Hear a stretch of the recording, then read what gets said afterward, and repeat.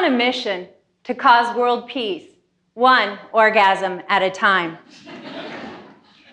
I notice that when men and women are healthy and happy and having great relationships, intimacy, and sex, they have more inner peace.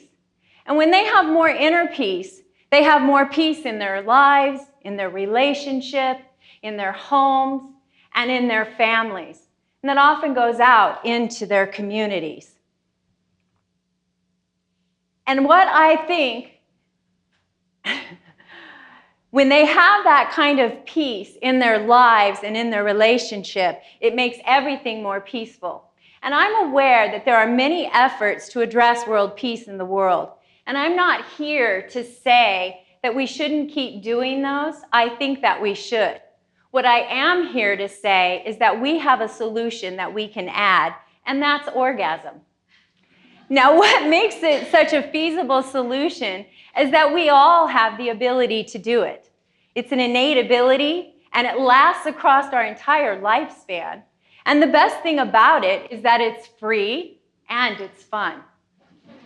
But if you're not convinced, that's all right, because I believe you're going to have more peace around this in the next 18 minutes.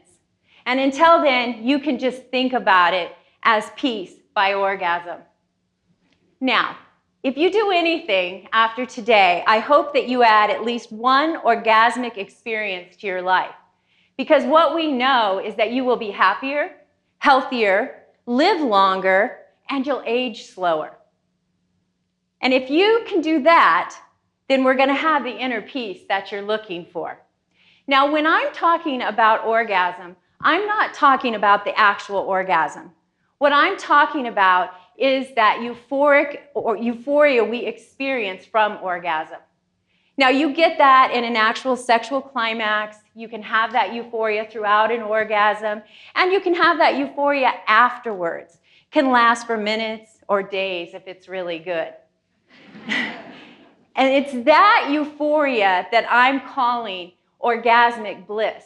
And what I've discovered is that orgasmic bliss is a viable pathway for people to have better health, more happiness, better relationships, intimacy, and even sex.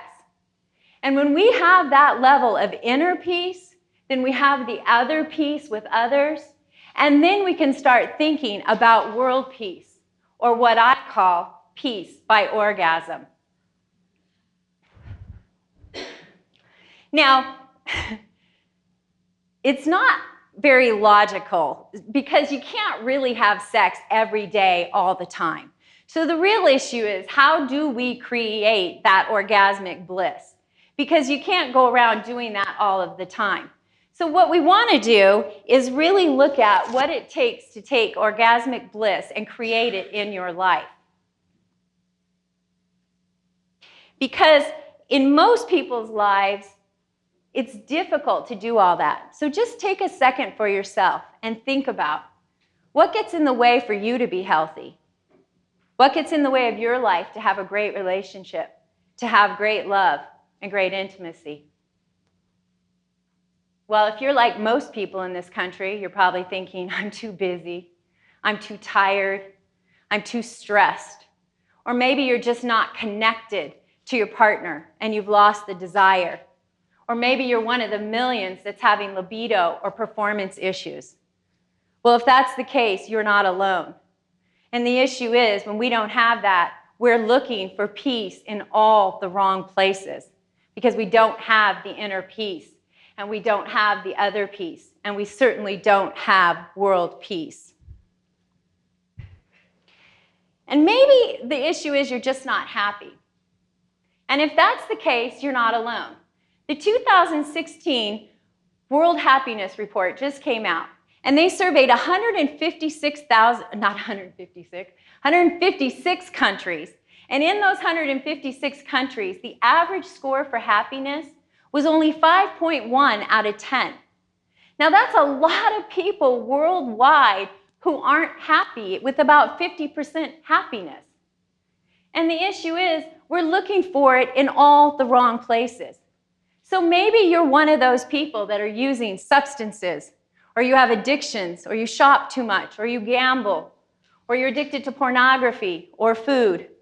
Or maybe you're one of the people that's in 20% of sexless marriages, or 40% of people who cheat on their partners.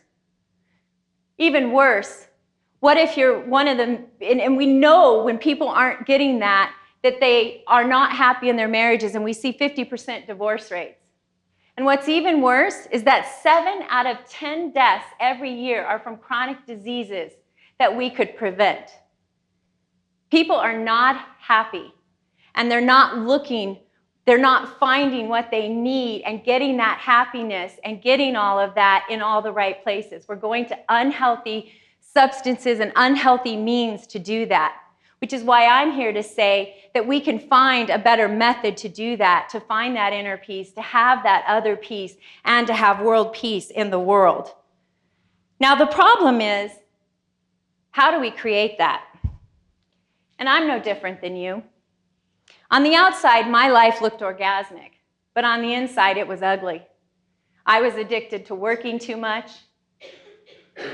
I was stressed, and I had empty and meaningless relationships. The only source of happiness I had was shopping, and I self-medicated with martinis and brownies and shoes.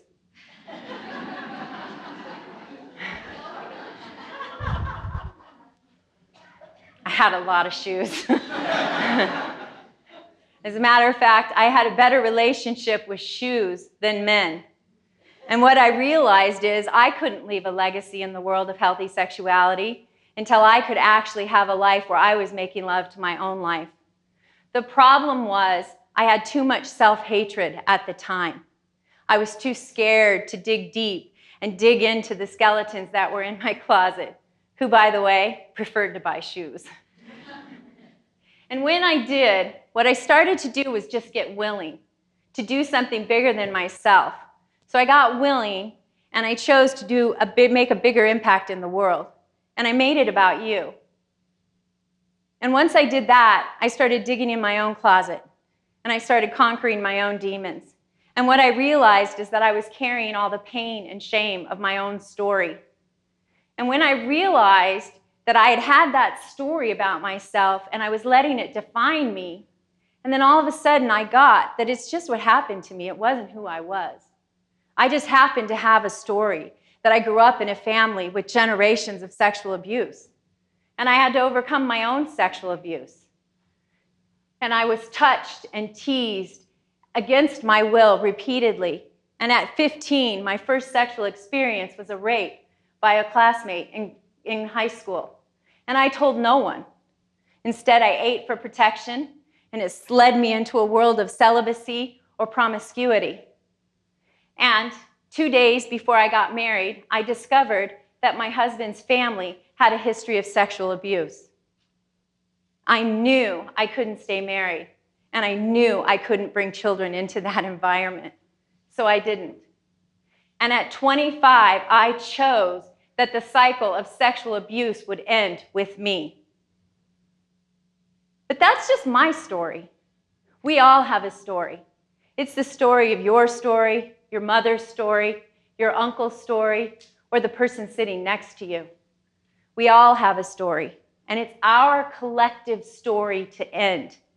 And when we get willing to talk about what healthy sexuality is, then we can end that story. And that's what I did.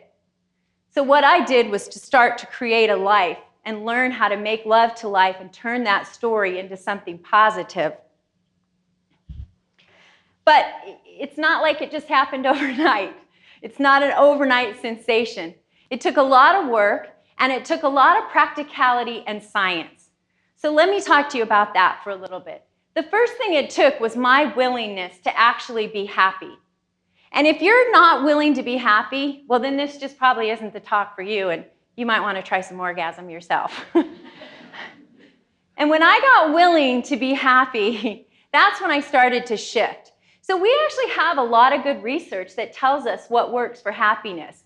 There's the Grant and Gluck research, it's called the Harvard Happiness Study. They've been studying two groups of people for 75 years. And this group of people came together every year and they give us information. And in 2010, they told us the people that were the happiest and had the most optimistic outlook in life, they did these three things. They did what was good for them, they did what was good for others, and they did what they were good at. And that made them feel good. And in 2015, they told us how we can be even happier. And we can be happier if we take care of ourselves and we choose that whatever we're doing we'll be happy with. And we strengthen the relationships around us, we can be even happier. And if we take care of ourselves physically, emotionally, and financially, then we can be happier. So my first question to you is, are you even willing to be happy? Well, if you are, you'll probably like this next part. So once we are happy, we actually have a desire and we want to make love to life. So there's a lot of data out there that shows us how sexuality benefits us, especially when it comes to male mortality. Now we know Dr. Roizen at the Cleveland Institute, Wellness Institute in Cleveland, has gone on record saying that if men add 700 orgasms a year to your life, you'll live 8 years longer. Yeah, I said 700. But I'll do the math for you. That's 2 orgasms a day. So the men are probably going right on, and the ladies are probably doing, they're probably either saying no way or God, I wish. Okay? So we know that helps us live longer. The other thing is Duke University did a study on a group, this is a 25-year study, on people that were 60 to 96 years old. Yes, people still have sex after 60. 60 to 96 years old. And what they found is that when men had more sex, they just lived longer. And when women reported that they enjoyed their sex lives more, they lived an average of 7 to 8 years longer. So, men, ladies, if you want your men to live longer, you need to have more sex with them. And ladies, men, if you want the ladies to have more sex with you, you need to make it a little bit more fun. So, we know that sex works for us. We know that it makes us healthier and happier. But again, we can't have that every day, all day. So how do we create that euphoria? How do we have that euphoric bliss? Well, I'm going to talk to you about an amazing little spectacular neurochemical called oxytocin. Okay, oxytocin is a hormone and a neurochemical that's produced in our hypothalamus.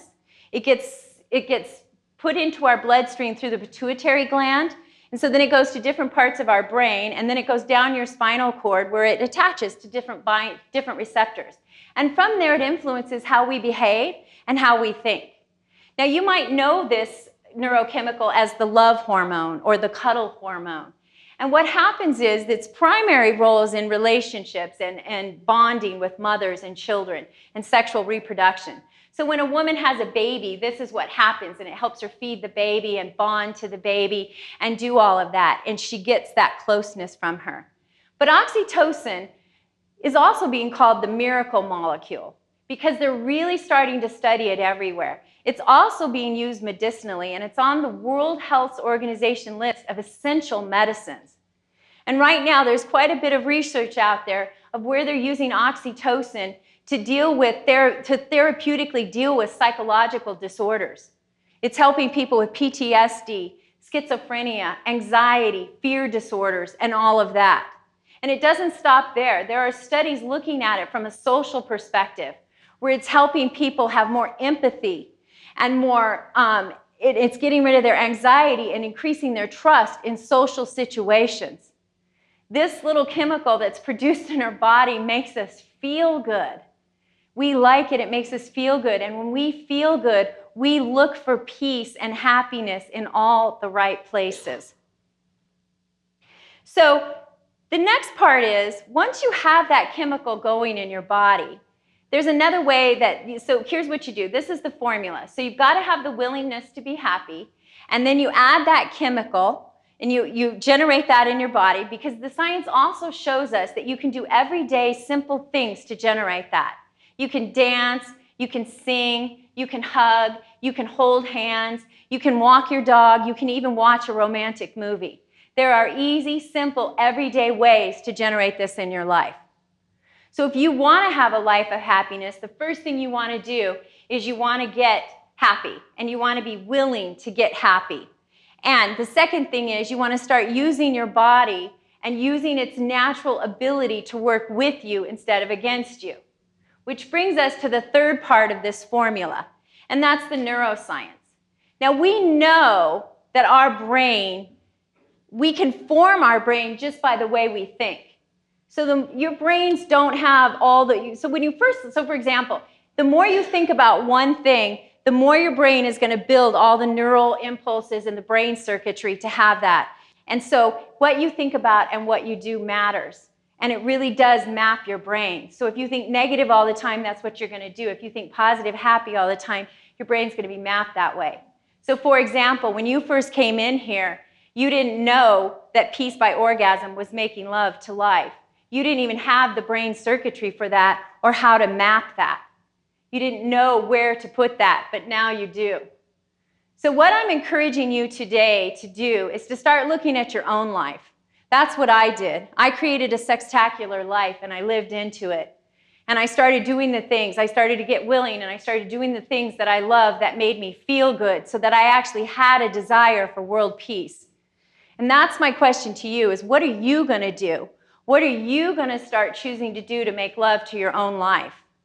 Because when we do, as a collective whole, and we start looking at this, then we can start healing the stories of sexual shame, harm, and violence.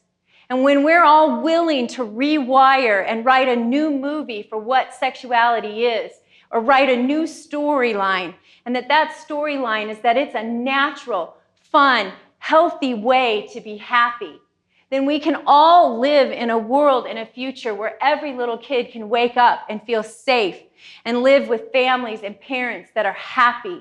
And we can be happy and live longer and age slower, which is what I call peace by orgasm. It's that inner peace, that outer peace, that other peace, and that world peace. And that's how orgasm makes world peace possible. Thank you.